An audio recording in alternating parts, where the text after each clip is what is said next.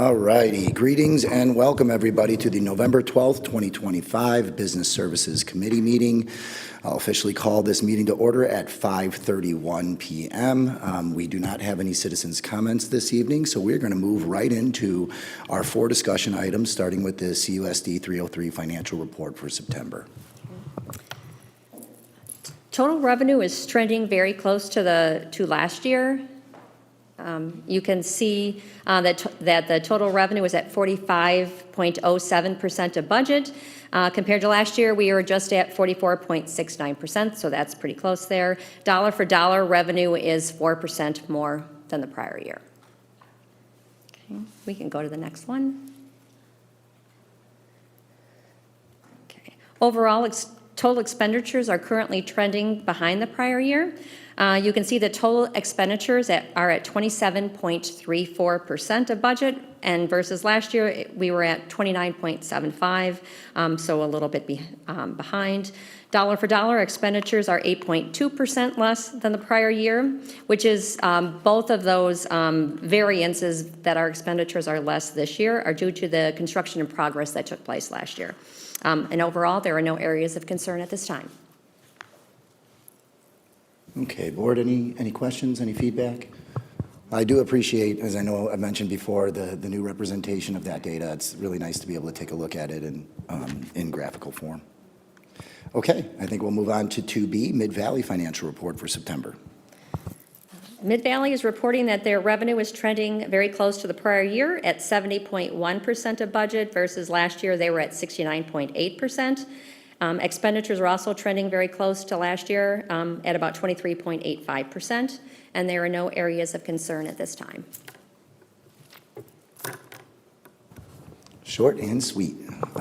Any comments, board? Questions? No, thank you. Okay, on to 2C, Transportation Routing Update.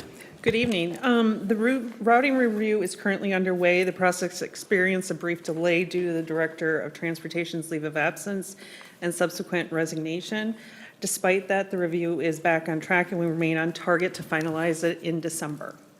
I do want to update everyone. The posting for the Director of Transportation recently closed. We received a strong and positive response to the posting with a pool of qualified applicants. And the interview process will take place over the next few weeks with the goal of having new leadership in place soon to provide continuity and direction for the department. I do want to take a moment and thank the department for their hard work and dedication during this time. In the absence of the director, the team has done a great job in just carrying on and ensuring stability for our 9,000 riders. So just want to make sure I made a mention of that. Thank you for that update. When you say soon, do we have like a specific deadline that we're looking to have that a higher by date? I'm hoping to bring it in December for recommendation for the hire. We are doing a panel of interviews the week of Thanksgiving. It's just trying to get everybody scheduled together. Okay, board, questions, comments? Okay, thank you for that update. We will now go to 2D, the resolution to adopt the 2025 aggregate tax levy. So tonight I'm going to provide a short update on the 2025 tax levy. The presentation that I provided last month, specifically the slides that have changed since October. I'm going to go to, slide 15. Last week I was able to get updated information, actually information from the Village of Wayne Township Assessor, and he provided some updates on what actually the EAV is going to be, including new property. And as you may recall, there was a buffer of about $10 million in for new property prior. With the EAV, the new property that came in, we're looking at new property at about $64 million, so now I have a $5 million buffer. When you look at this, our EAV from the previous year is estimated to increase by 10.27%. So our EAV has increased from 4.1 to $4.6 million.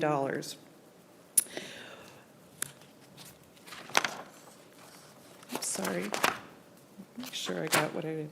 So with these updated values, our levy request is still $212 million, and we expect to collect about $208 million after the county certifies next spring.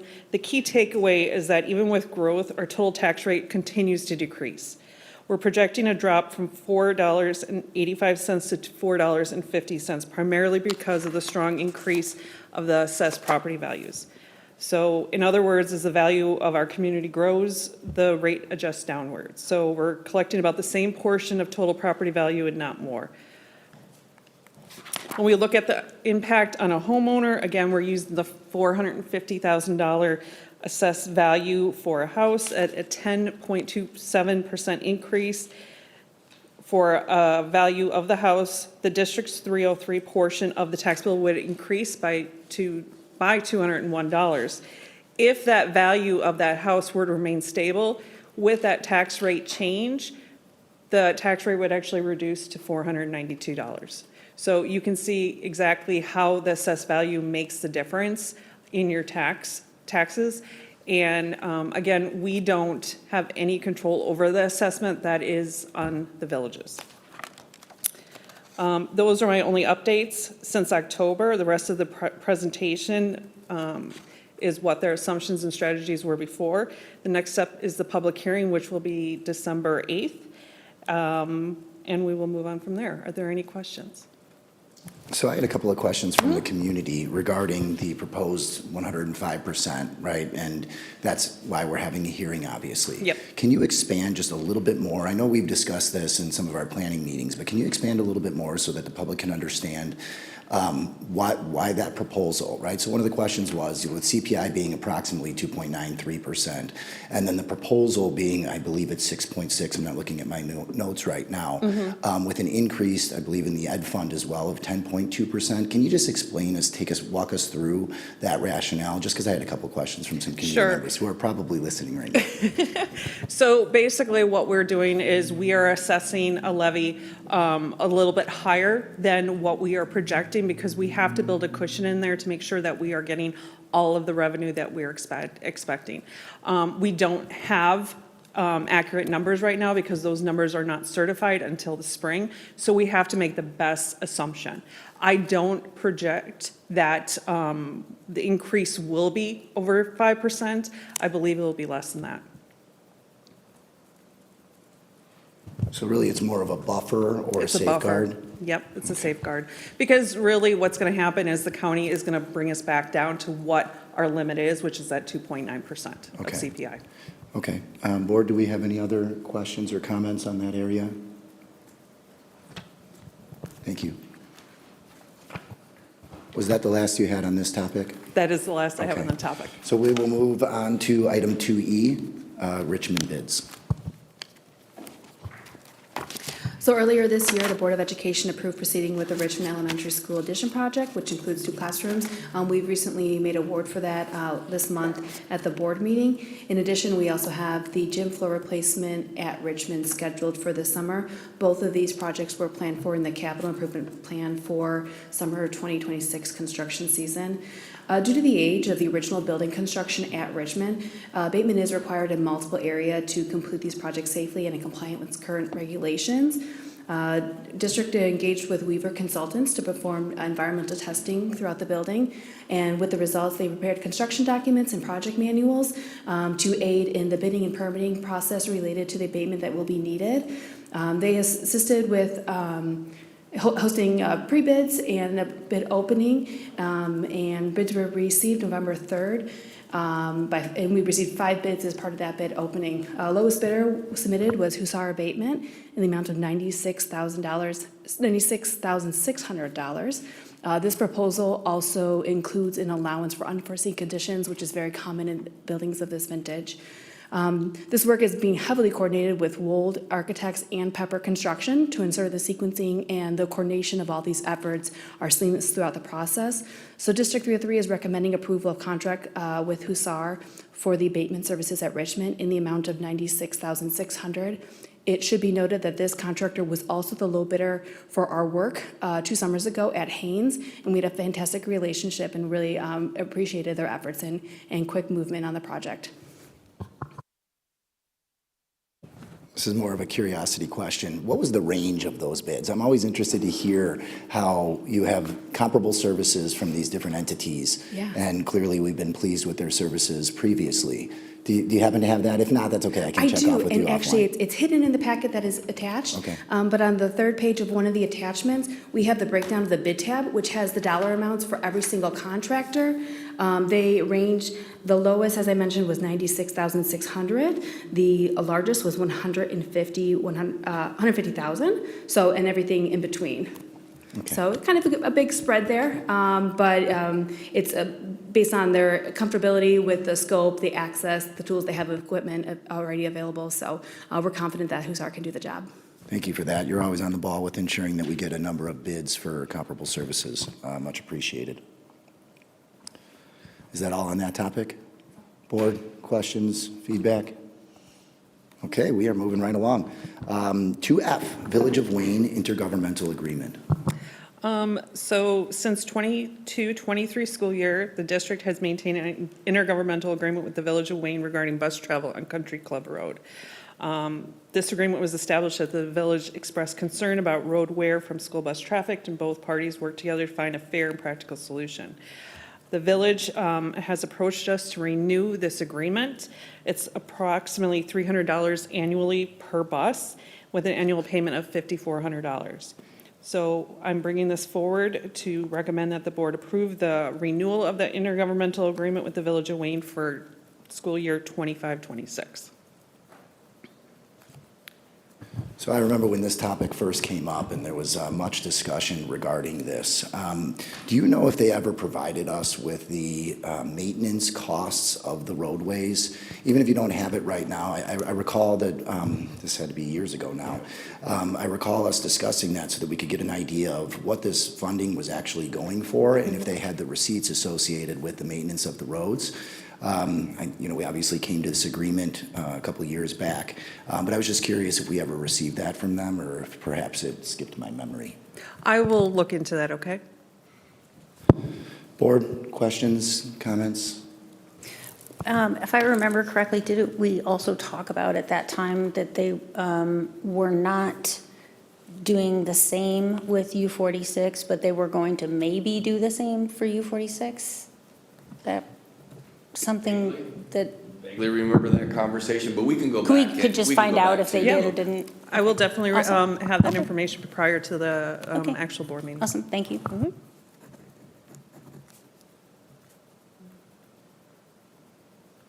Okay, I just popped those couple of questions into my notes. Anything else on this topic?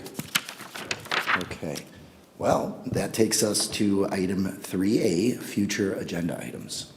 So at the December meeting, we will have the fiscal 25 audit review. Our auditors will be here to provide a brief report on the finalization of our audit. In addition, we will bring back the routing results from the audit. And I will tell you, I am working on the renewal of the farm lease for the property on Silver Glen Road. So you will be seeing that coming forward as well.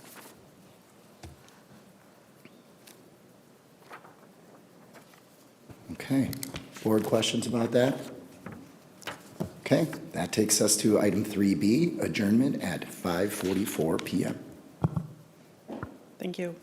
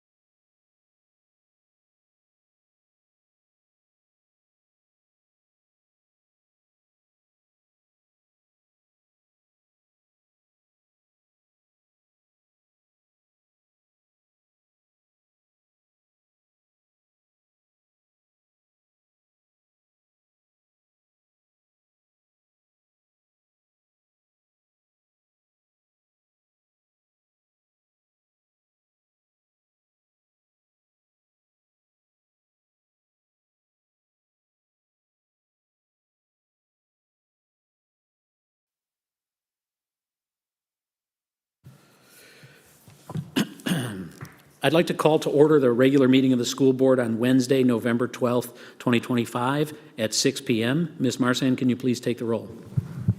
Yes, Mrs. Bell. Here.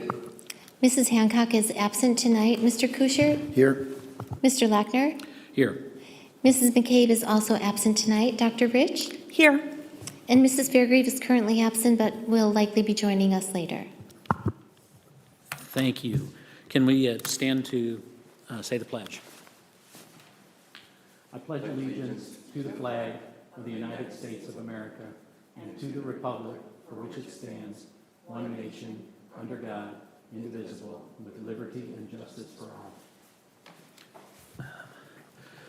Thank you. That brings us to item 2 on the agenda, citizen comments. Looks like we have no citizen comments. That'll bring us to item 3. Can I have a motion to adjourn to a closed session for the purpose of the appointment, employment, compensation, discipline, performance, or dismissal of specific employees, specific individuals who serve as an independent contractor in a park, recreational, or educational setting, or specific volunteers of the public body or legal counsel for the public body, including hearing testimony on a complaint lodged against an employee, a specific individual who serves as an independent contractor in a park, recreational, or educational setting, or a volunteer of the public body, or against legal counsel for the public body to determine its validity. B, security procedures, school building safety and security, and the use of personnel and equipment to respond to an actual, a threatened, or a reasonably potential danger to the safety of employees, students, staff, the public, or public property. And C, the placement of individual students in special education programs and other matters relating to individual students. So moved. Second. Thank you, Mrs. Bell and Mr. Kuchert. Is there any discussion? Hearing none, Ms. Marsan, can you please take the roll? Mrs. Bell? Yes. Mr. Kuchert? Yes. Mr. Lackner? Yes. Dr. Rich? Yes. The board will adjourn to closed session at 6:01 p.m.